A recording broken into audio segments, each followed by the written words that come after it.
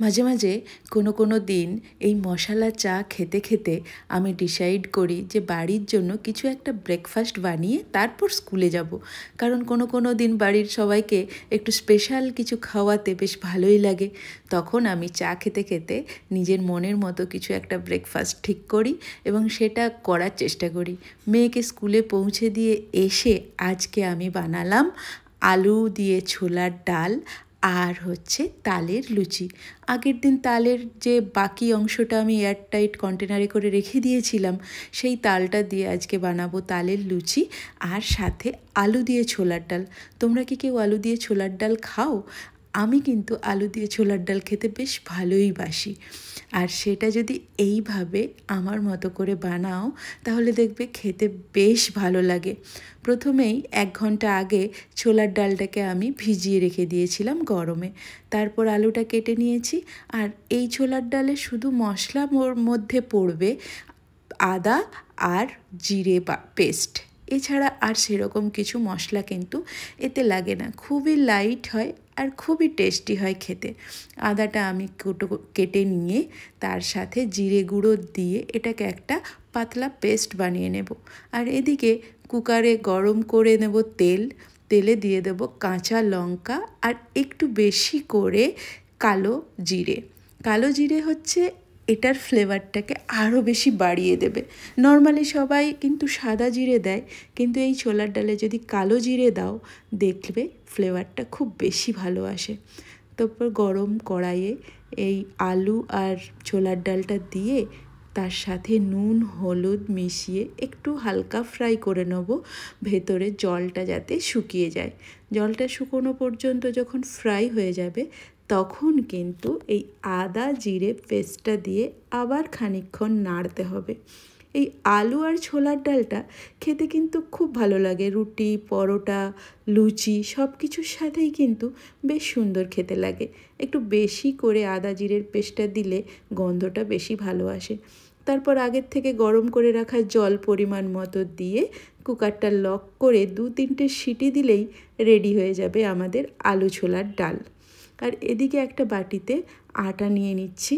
আটাটা যতটা পরিমাণ লাগবে সেটা নিয়ে তার সাথে একটু নুন দিয়ে প্রথমে আটাটা মেখে নেব। আর অন্য কোনো কিছু দেব না। লুচিতে যেমন আমরা ময়াম দিই, তেল দিই, কালো জিরে দিই বা যেরকম ইচ্ছে হয় আমরা কিছু মেশাই, এরকম কিচ্ছু কিন্তু তালের লুচিতে আমি মেশাবো না। কারণ তালের লুচিতে অন্য কিছু মেশালে তালের ফ্লেভারটা আবার কমে যায়। তাই প্লেন শুধু আটা আর তার সাথে নুন একটু পরিমাণ মতো স্বাদ ভালো হওয়ার জন্য, আর সাথে তালের মাড়, ব্যাস এটাকেই ভালোভাবে মেখে নিতে হবে। ভালো করে ঠেসে মেখে নিয়ে কিছুক্ষণের জন্য আমি এটাকে ঢাকা দিয়ে রেখে দেবো আটাটা ভিজে যাওয়ার জন্য। এরকমভাবে আস্তে আস্তে তাল দিয়ে কিন্তু মাখতে হবে, কারণ তালের সাথে আটা দিলে সেটা অনেকটা বেশি হয়ে যাবে। আমার যতটা পরিমাণ লাগবে আটা সেই অনুযায়ী আমি তালের মাড়টা দিয়ে এটাকে মেখে নিলাম। এইভাবে ভালোভাবে মেখে নিতে হবে। আর কম কম করে আটাটা মেশালাম, আটার সাথে তালটা মেশালাম এই কারণে যাতে বেশি নরম না হয়ে যায়। ব্যাস এটা কিছুক্ষণ ঢাকা দেওয়ার পর বেশ সুন্দর ভিজে গেছে। এরপর এটাকে ভালো করে একটু ঠেসে নেব।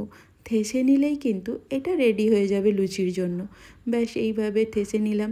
একটু তাড়াতাড়ি করে করছিলাম কারণ স্কুলও তো যেতে হবে, তার জন্য একটু তাড়াহুড়ো করতে হচ্ছিল। তারপর লেই কেটে রেডি করে নিলাম লুচির জন্য। আর লুচির সাথে আমার কিন্তু ছোলার ডাল একটা বেস্ট কম্বিনেশন লাগে।